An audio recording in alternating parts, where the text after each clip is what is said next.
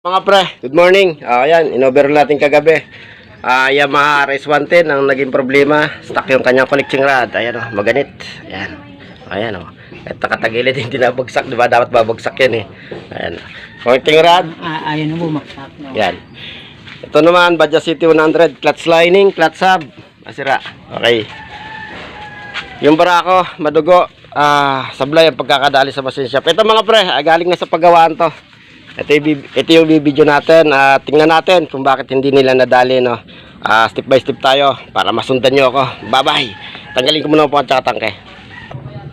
Ito na mga pre, nakalas natin yung po at saka tangke, no? Bali, pinalitan to ng local na CDI. Ngayon ang dinala ni po sa atin, ito yung ito yung original mga pre. Yan. Ito yung original na CDI. Okay. Unang-una, check natin kung may laman ang kanyang baterya.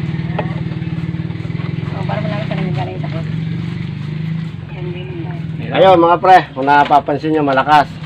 Yung dulo ng test light natin mga pre, lagay natin sa ground ng baterya. Ipit lang natin. Kasi tatawasin muna natin mga pre. Okay? Check natin kung ilaw. Yun goods. Okay. Ayan, baka lang ba matanggal yan. Alright, okay. Dito sa sakit natin mga pre, ang harap ganito yung kontel kaliwa. Bandang baba, kanan, ito yung ating positive or yung galing sa accessories wire. Kapag sinusi mo yung tricycle, yung motor, magkakaroon ng supply yung isang wire. Susi natin. Okay. Dot-dotin natin itong positive kung mayroong ilaw, mayroong supply ng kuryente. Pero kung wala supply mga pre, lalagay natin siyempre. Dapat umilaw. May ilaw naman. Pag pinatay yung susi, dapat patay din siya. Yun Alright. Okay. Next natin mga pre, lipat natin tong pantawas natin sa positive naman. Lipat natin mga pre dito sa positive. Kaya baka musok. Nilagay sa negative nila, baka may lilipat naman sa positive, hindi makakasalubong niya.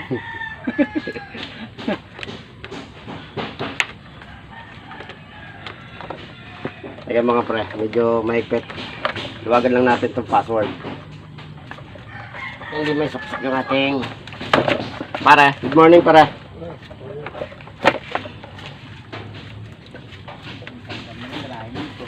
Okay. Saksak lang natin dito.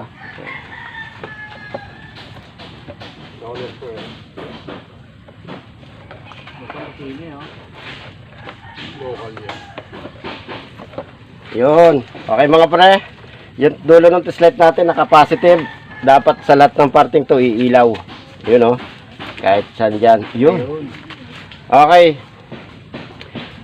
Sa ganitong posisyon ng ating wiring itong kontel sa kaliwa. Okay. Ang ititis natin dito mga pre, itong bandang baba. Kaliwa. Ito. Ayan. Ito yung ground mga pre. Dapat umilaw siya kapag dinot-dot natin. Ito na. Yun Alright. Next naman, sa ignition tayo. Bandang taas, kanan. Dapat umilaw din mga pre. Okay, umilaw. Okay. So bakit hindi nila mapalabas ang kuryente, Pinalitan na ng CDI, hindi pa rin mapalabas. Kompleto naman. Pero siyempre, dito sa isa, sa falser, may gagawin pa tayo dyan. May mikos-mikosin natin. Buka natin ng i-check ngayon natin mga pre kung bakit tayo maglabas ng kuryente. At kahit nung pinalitan nilang CDI, ayaw pa rin Okay. Isalpak yan. Yun Layo ng konti.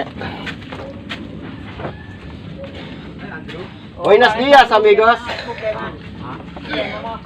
Wala problema. Ay papatingin. Mapatawad. Hindi baka Hindi ayos. Ilaw lang hindi mo naabot ang gabi.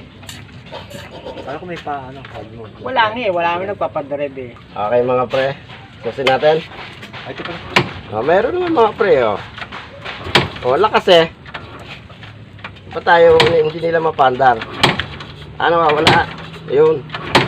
Okay, laser natin. Meron naman. Okay.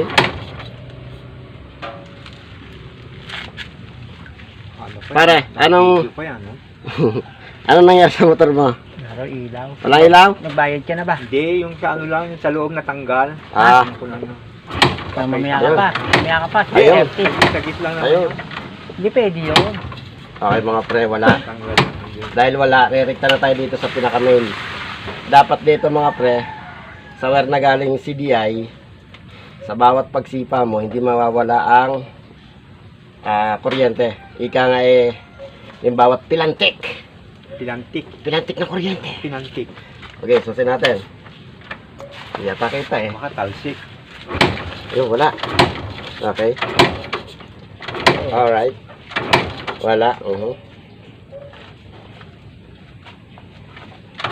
Okay. Okay. Wala. Kaya mga pre, hindi na naglabas ng kuryente. Pero ngayon, nakita na natin at okay ang wirings. So, ang finding natin dito, falser. Falser mga pre. Papalitan natin ng falser. Mamaya ulit. Bye-bye. O mga pre, update dito sa Honda CB125 na ginawa na ng iba na hindi mapalabas ang kuryente, no? Ay, hindi mapandar. Napalabas ang kuryente, pero paputol-putol. Ngayon mga pre, yung finding natin na falser, ginawa natin. Siyempre, ito na yung falser niya. Yeah, kinat na natin. Tapos, ang kinabit natin falser, yung available lang dito sa atin. Hindi na natin pinabili yung mayari. Ang kinabit natin mga pre, yung sa pang Honda Alpha 125 mga pre. Siyempre, titestingin natin yan, pero natesting ko na, napandar ko na. Inayos ko na rin mga pre yung wirings. Hinigpitan na natin lahat yan. Yung wirings, nilagyan natin electrical tape. Testingin yan. Testingin. Bali, ginawa sa ibang to, no? Pagawaan. Ay, hindi mapatino. Hindi na sa atin dito.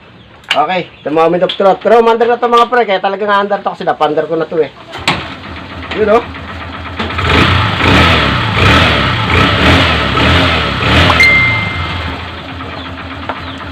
Ito pala motor na to mga pre.